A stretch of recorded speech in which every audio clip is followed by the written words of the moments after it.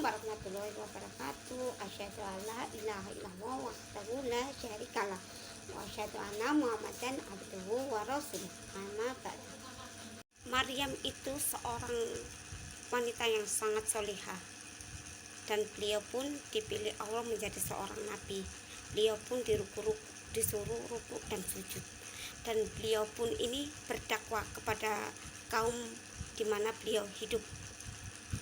Dan waktu beliau berdakwah itu pun gak semudah itu orang akan menerima dakwaan yang beliau sampaikan, karena waktu beliau berdakwah pun tentang ketuhanan dan hubungan baik terhadap manusia dan terhadap alam ini, dan banyak orang-orang di masa lampau pun menentang apa yang beliau sampaikan. Dan pada kala Maryam itu juga selain mengasuh putranya Nabi Isa, beliau itu juga menaruh sekolah untuk Nabi Isa untuk berpendidikan tentang agama juga, selain beliau sendiri yang mendidik. Dan tatkala Nabi Isa pun berdakwah kepada kaum di masa beliau hidup, orang-orang di masa itu pun menentang Nabi Isa dan menghina Nabi Isa, bahwa Nabi Isa itu masih kecil dan masih dalam asuhan Maryam.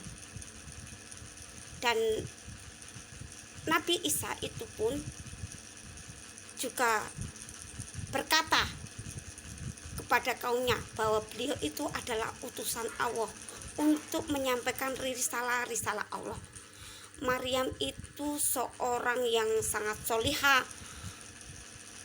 dan mendidik putranya pun menjadi anak yang solih, bukan untuk meraup uang dengan cuan-cuan tanpa tahu halal dan haram. Jadi tatkala beliau mendidik Nabi Isa pun, Isa Al-Masih ini pun dengan syariat Allah, tahu ketuhanan dan hidup terhadap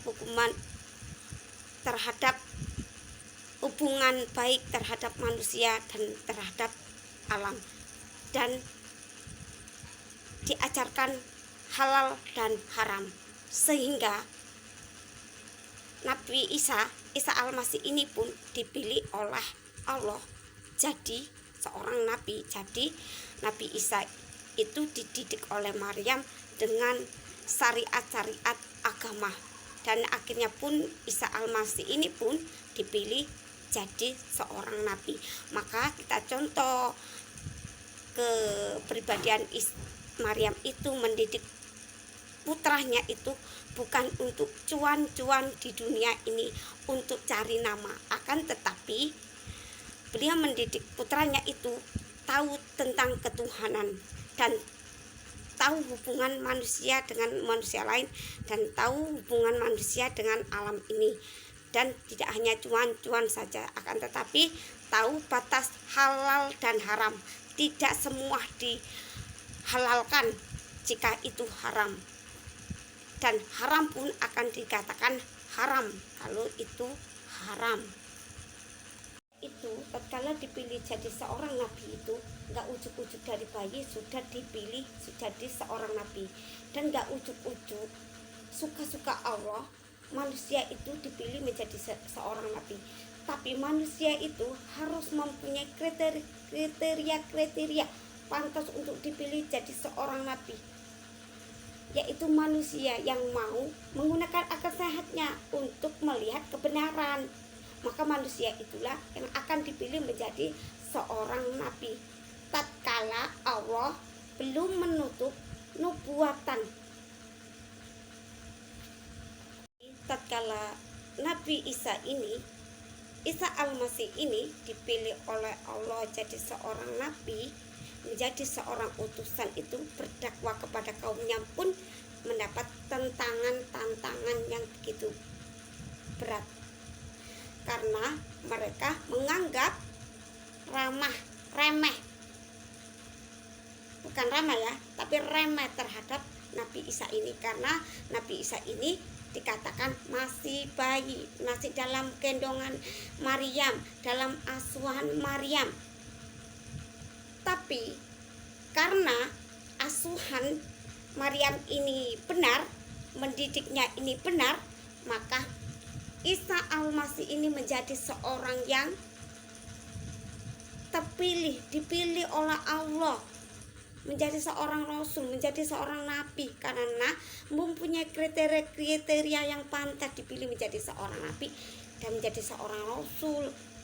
Jadi dia berdakwah kepada kaumnya seperti itu.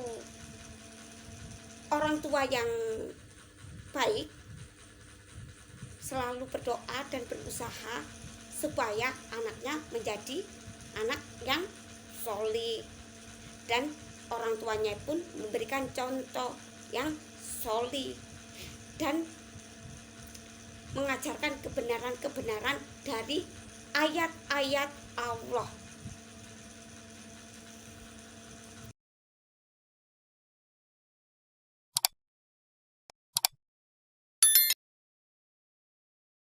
Yang dapat saya sampaikan, semoga bermanfaat. Wassalamualaikum warahmatullahi wabarakatuh.